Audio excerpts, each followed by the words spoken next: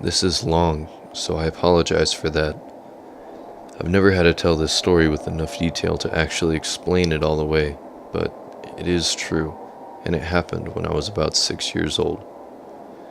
In a quiet room, if you press your ear against a pillow, you can hear your heartbeat. As a kid, the muffled, rhythmic beats sounded like soft footsteps on a carpeted floor.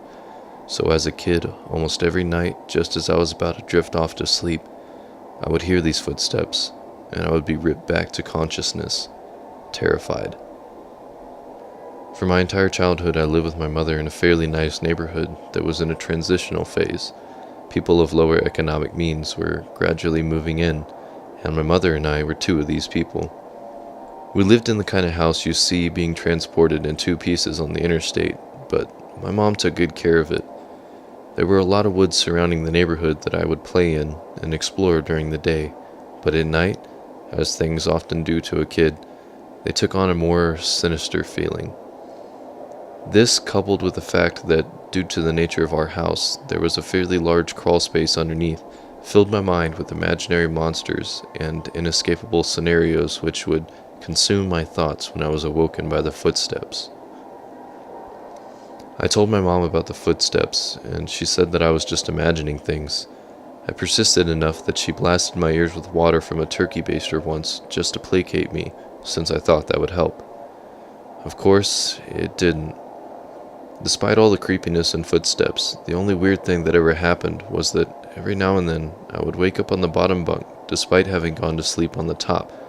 But this wasn't really weird since I'd sometimes get up to piss or get something to drink and could remember just going back to sleep on the bottom bunk. I'm an only child, so it didn't matter. This would happen once or twice a week, but waking up on the bottom bunk wasn't too terrifying. But one night, I didn't wake up on the bottom bunk. I had heard the footsteps, but was too far gone to be awoken up by them, and when I was awoken, it wasn't from the sound of footsteps or a nightmare, but because I was cold, really cold. When I opened my eyes, I saw the stars. I was in the woods. I sat up immediately and tried to figure out what was going on.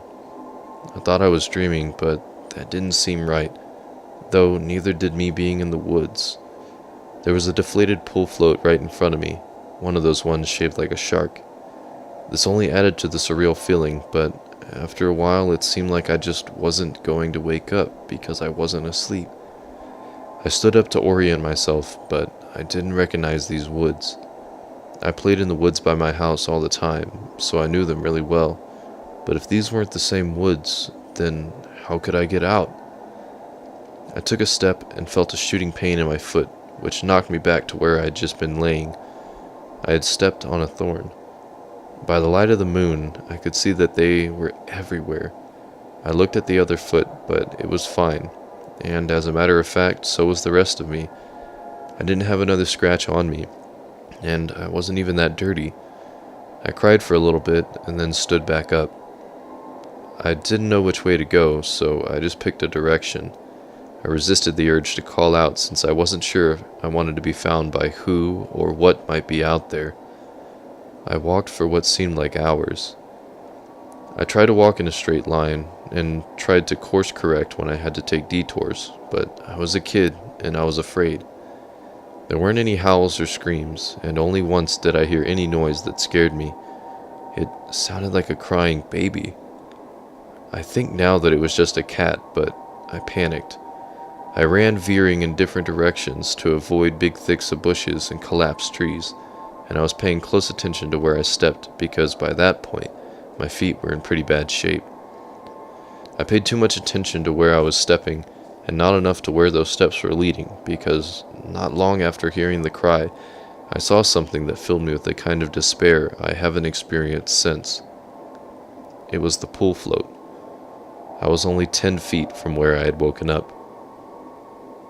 This wasn't magic or some supernatural space bending. I was lost.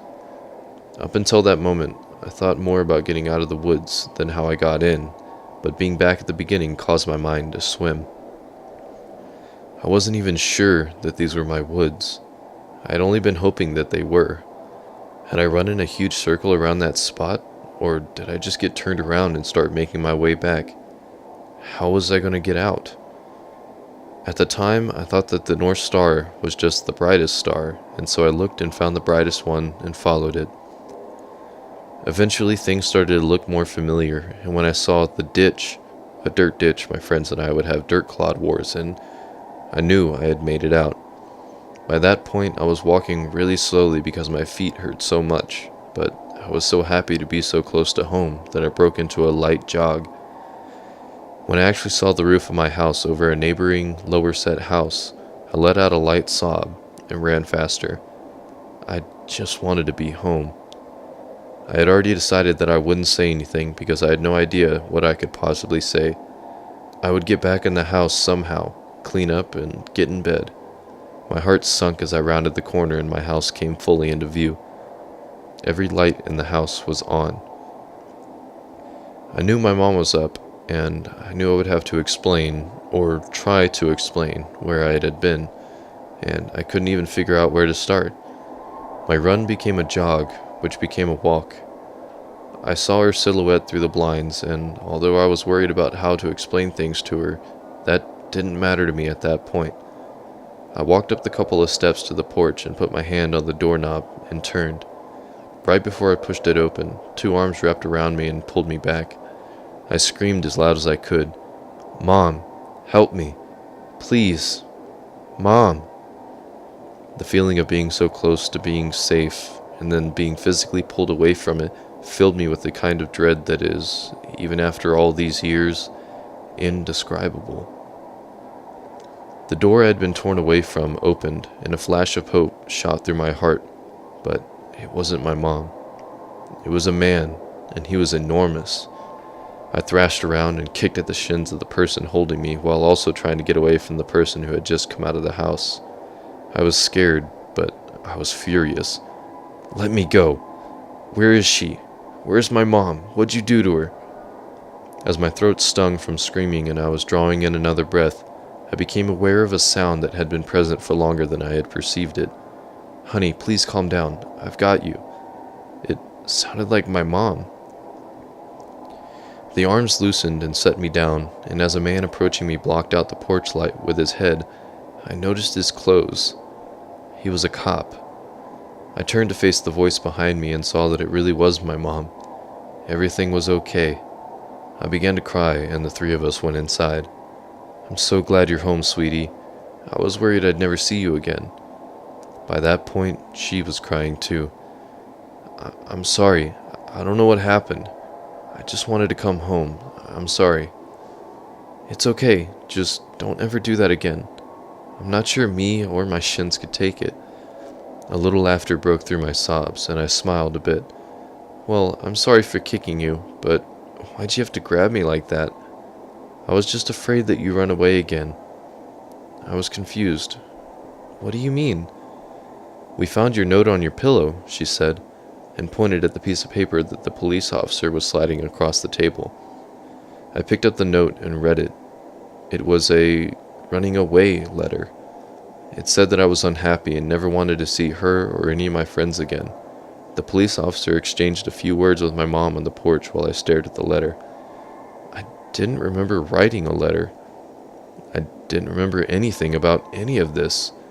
But even if I sometimes went to the bathroom at night and didn't remember, or even if I could have gone into the woods on my own, even if all of that could be true, the only thing I knew at that point was this isn't how you spell my name.